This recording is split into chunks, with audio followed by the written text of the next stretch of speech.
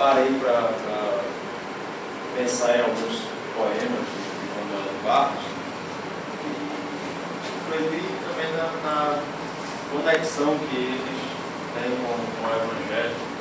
E a poesia tem esse, a graça se manifesta na sua multiforme, né? De muitas maneiras, é uma diversidade incrível. E a poesia parece que ela tem uma capacidade de atrair, ela parece ser uma manifestação corriqueira da graça de Deus.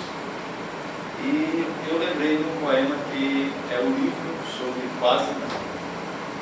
E ele vai brincando com as palavras, como é o livro da poesia, aliás, como é a própria poesia.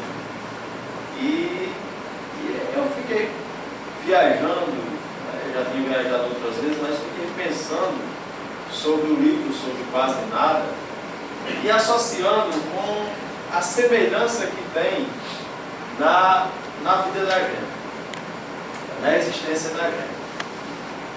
Porque a vida, por mais que exista diversas suposições sobre o que seja a vida, mas essa pessoa que, se for falar, ela vai dar uma opinião diferente, vai dizer que falar da vida por uma perspectiva diferente, né? Teológica, filosófica, ideológica, seja lá o que for. Mas cada pessoa ela vai trazer, a partir de sua experiência, ela vai falar sobre o que é a vida. Só que a bem da verdade, a vida em si, ela não é coisa nenhuma.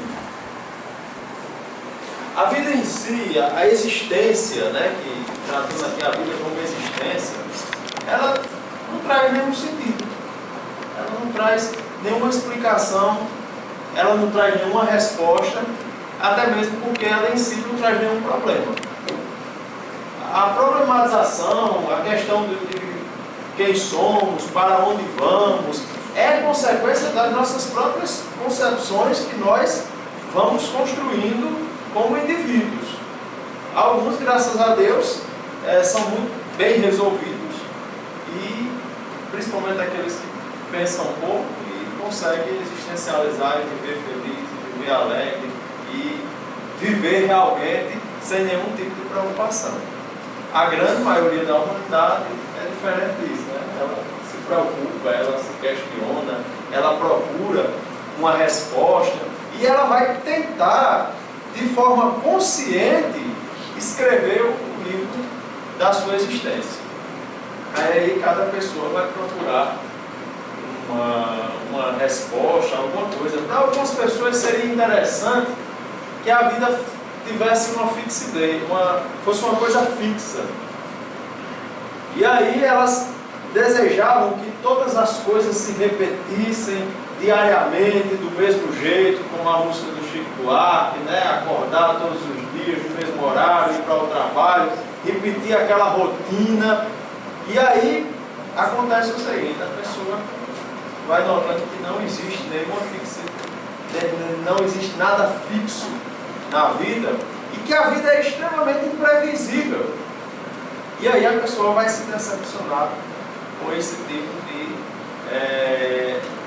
proposição que ele fez para a vida dele, com esse tipo de proposta que ele fez para a vida dele. Ele queria algo extremamente rotineiro, extremamente repetitivo, e a vida se propõe a ser uma coisa totalmente diferente. E aí, para algumas pessoas, de repente a vida ela fosse uma relação de causa e efeito, já que eu não consigo fazer com que a vida seja algo fixo, já que eu não consigo que tudo seja do jeito que eu planejei, então pelo menos eu vou tentar contornar essa imprevisibilidade que a vida me oferece, e aí eu vou tentar construir relações de causa e efeito. Se eu quero que somente coisas boas aconteçam comigo, eu vou fazer coisas boas, não é? Ora, se eu quero me privar da violência, então eu vou para uma igreja, eu vou para um centro espírita, eu vou para fazer um trabalho social. E aí realmente a pessoa está fazendo algo ótimo só que ela, na melhor das intenções, ela está apenas mudando ela mesma e talvez mudando a pessoa que está mais próxima dela, que é aquela pessoa que é alcançada por aquele gesto dela. Mas isso não vai evitar que coisas ruins aconteçam na vida dela, não vai evitar que doenças incuráveis aconteçam na vida dela, não vai evitar que ela seja vitimada pela violência, que ela seja vitimada no trânsito, mesmo que ela não procure nada de ruim, isso não vai conseguir evitar, né? E pode ser que de uma forma ou de outra ela seja alcançada por tudo aquilo que ela nunca plantou. Logo, a vida ela não está presa a essa relação de causa e efeito.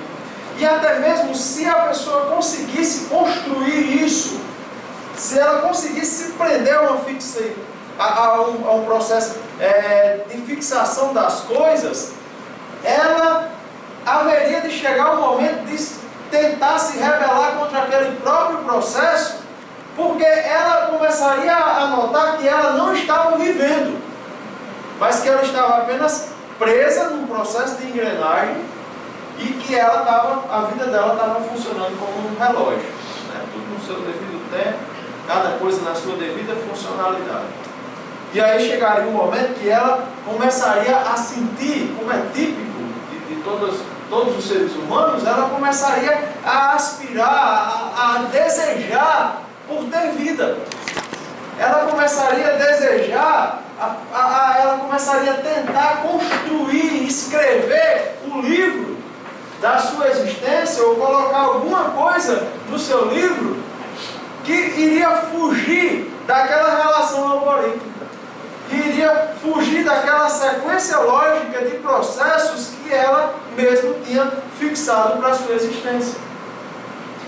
E vai chegar um momento que, por mais que a pessoa se prenda numa relação de causa e efeito, né, eu vou orar porque se eu orar, Deus vai me atender, eu vou fazer isso aqui de bom, porque quem está fazendo isso aqui de bom, aí a porta do céu vai abrir e vai acontecer isso de bom na minha vida.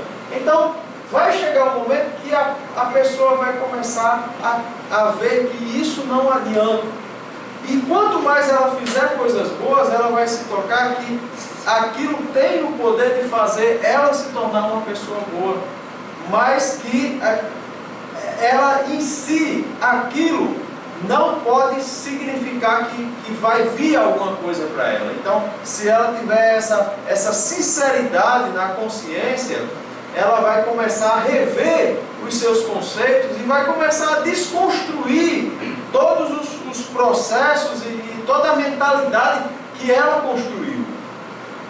E aí a pessoa começa a querer escrever, embora algumas pessoas passem a vida inteira, a existência inteira com o seu livro sobre quase nada e no final termina com um livro sobre coisa alguma.